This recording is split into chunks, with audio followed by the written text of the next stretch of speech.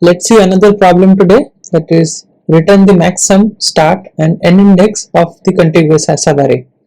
Okay, so you need to find the maximum sum and also the start and end index of that subarray, okay, within the given array. Okay, so this is a follow-up problem of a previously discussed problem. Okay, the previous problem was find the max sum of the contiguous subarray, which followed the Kadans algorithm. Okay, so I would highly recommend you to please watch the previous video on that topic before getting into this problem. Okay, so let's understand the problem.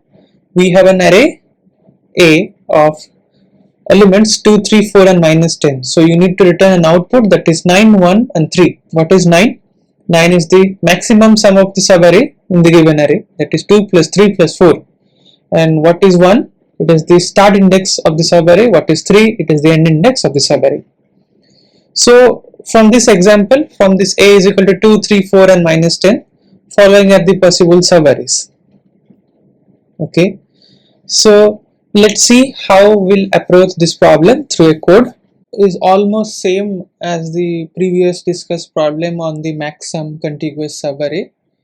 However, there is a very few tweak to this problem. Okay, a previous problem we are calculating max sum. Here we need to return the max sum, and apart from the start and the end index of the contiguous subarray. Okay, so you need to make slight tweak to the previously written code. So here you can see the difference.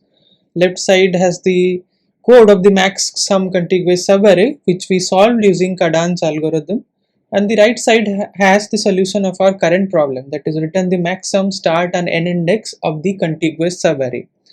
So here you see we are doing a slight modification in the code by which we are able to get the result. So here I have created few extra variables called start, start index and end index. Okay, and in place of this math.max function I have simply created this if condition. Okay, and I am calculating start and end index. Okay, so if you want to see what's the difference, please pause the screen here and you can check. Okay, so let's move to the code. Okay, how it flows, how it executes. Class here, within that we have a main method and we have an array of size 4, and within that array we are keeping the values 2, 3, 4 and minus 10. Then we are creating an object of the solution class and we are calling the max sub array method. So this will return three values, that is max sum, the start index and the end index of the subarray. Okay, so let's see what is the main logic here. Okay, so I would strongly suggest you to please watch the previous video of Kadans algorithm so that you will be able to understand what is this problem, because this problem is a very simple tweak to the previously described problem and you will be getting the result. Okay, so we have created a max sum called integer.mean value. This will hold the most least possible value. Okay, that is this. Okay, and we have created a current term and we have created a variable called start which is initialized to 0. We have created a start index called 0 and end index called minus 1. Okay, we are creating a for loop and with each iteration we are calculating the current sum. Okay, current sum is equal to current sum plus the elements of the array. Okay, so if current sum is greater than max sum, okay, we are assigning max sum as current sum. So this is the simple logic for calculating the max element. Okay, and what we are doing here is we are assigning the start index to start. Okay, this I will discuss later in the code, and end index I.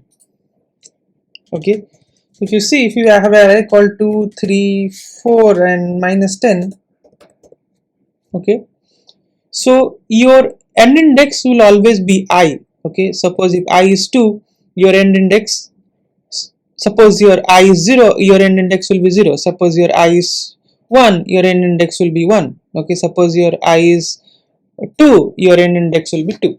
Okay, so I have assigned end index as I.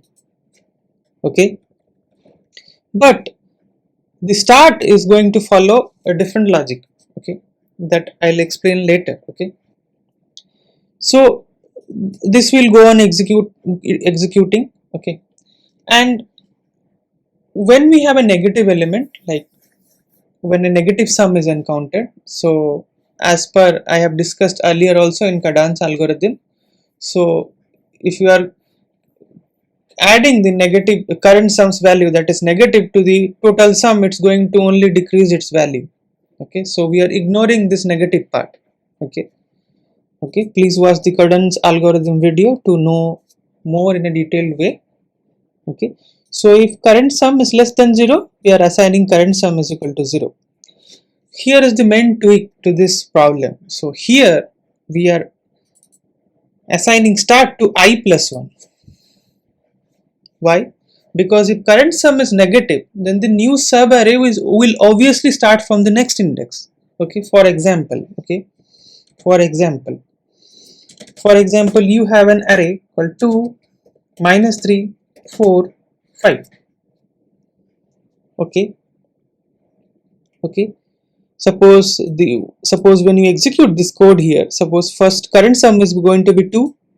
Okay, next current sum is going to be minus 1. Okay, so current sum, so 2 plus minus 3 is equal to minus 1. Okay, so current sum is less than 0. So if you observe here one thing, if your current sum is negative, then the subarray, okay, next subarray is going to start from the next index, that is I plus 1 index. That is why we have placed I plus 1 here. Okay, and as I said, like I'll discuss why start index is assigned to start, because then the start index should be this start, because start holds I plus 1. Okay, then what we are doing is, we are following a zero based indexing here, but we need to return the answer in one based indexing. Okay, that's why I have added 1 here and I have returned the value. Okay, let's execute and see. We have 2, 3, 4 and minus 10 as the elements in the array. Let's execute this. Okay, so we got 9 as the sum, and the start index is 1 and the end index is 3. Note one thing, like if you don't give here minus 1, if you don't give here plus 1, don't add plus 1 to this, so it will give a start index based on 0 based indexing, that is 0 and 2. As you have added 1 here, it's giving a 1 based indexing output. Okay, so let's see another example.